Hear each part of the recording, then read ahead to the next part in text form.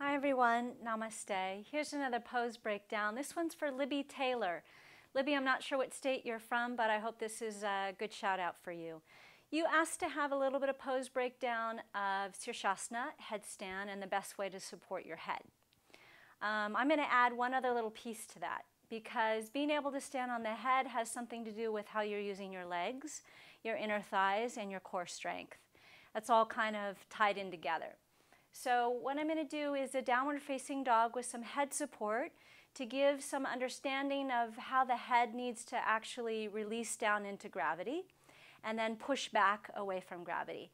And then I'm going to do a dolphin pose with the block between the inner thighs so that you can get a sense of how the legs need to work and also to show you the positioning for the arms in the headstand. So here's the dog pose first. I'm going to line it up so that it's kind of sort of underneath my chest.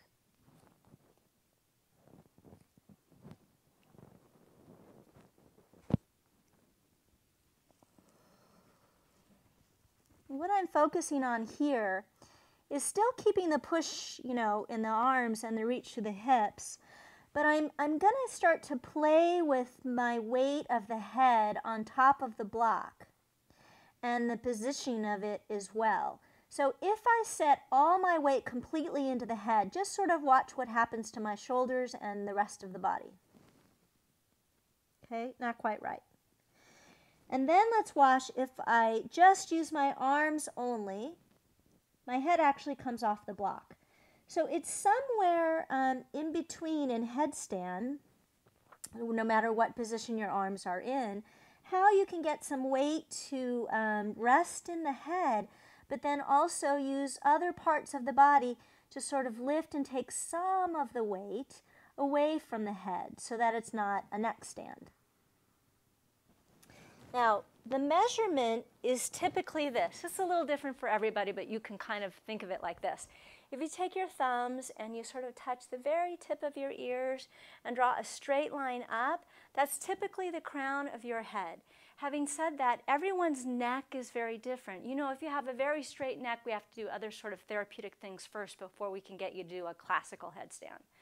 The positioning of the weight is a little bit different, more forward sometimes for some people, a little bit further back, and other kinds of poses to prepare us for the headstand. But typically, if all is well in your neck and you have your natural curve, that's sort of where you want to be. A lot of folks like to practice the Brahmari style, which is more toward the front of the forehead and the front of the scalp. But classically, it's at the crown of the head. So you can try that little funny thing and see what that feels like. And then having that sense of if I push too much, everything will move away too much from gravity. If I don't push at all, everything will sink down into gravity. Okay, so now I'm going to go ahead and do dolphin pose with the block between my inner legs to show you how much the legs actually have to work in order to keep yourself balanced on the crown of the head.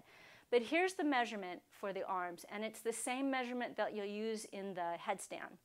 The arms come out and you hold, and we say this in class all the time, grab a hold of your arms for the newcomers. Grab a hold of your arms and hold on to the outside, hold on to the elbows. And everybody hangs on to the elbows, but in fact, you need to bring your hands to the outsides of the elbows. So the elbows are just slightly more narrow of the shoulders, okay?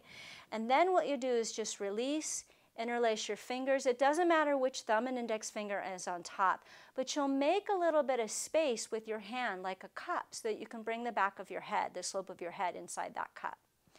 Now, for the dolphin pose, you'll do the same measurement, but this time if you want, you can bring your hands together. So let's see what it looks like.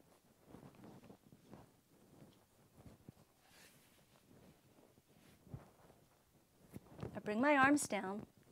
I measure outside my elbows, I interlace my fingers, and I try to get a little bit to the outer edge of the elbows as well.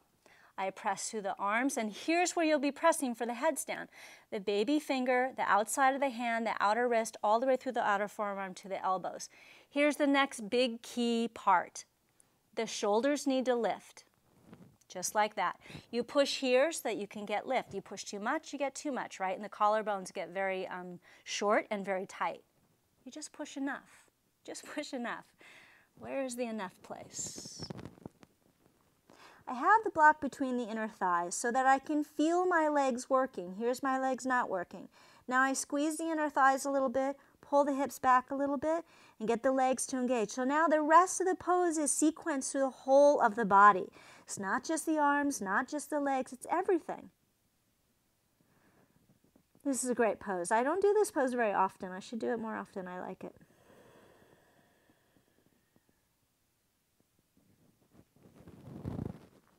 Okay, so now we do the full headstand pose.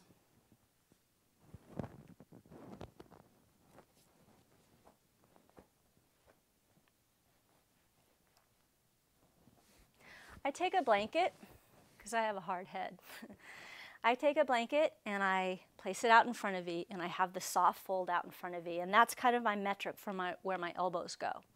So I put my elbows down, I make my measurement, I unfold, I do my little wiggle. We all have our funny little things that we do when we're practicing poses, right? That's one of the little things I do. I interlace my fingers. I make sure there's some room. Put my head down, come in, I look for that crown of the head, I lift my shoulders, turn my toes under, lift my shoulders again. Start to come in, take my knees in, lift my shoulders. Take my knees up to the sky, lift my shoulders again. And then from there, I go up.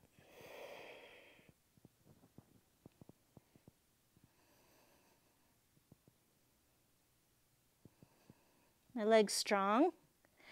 My soles of the feet reaching up toward the sky. My heel bones reaching toward the sky. My legs compact. My inner thighs lifting and reaching, while my elbows, forearms, and hands are pushing. I have a little bit of weight on I have some weight on my head. It's not that I don't have any, but my arms are working and my shoulders are working.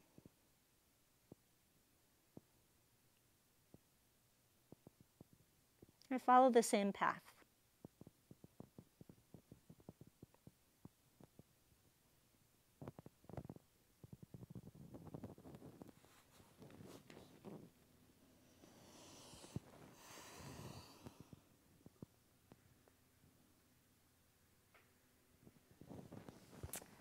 Okay, let me know how it goes. Namaste.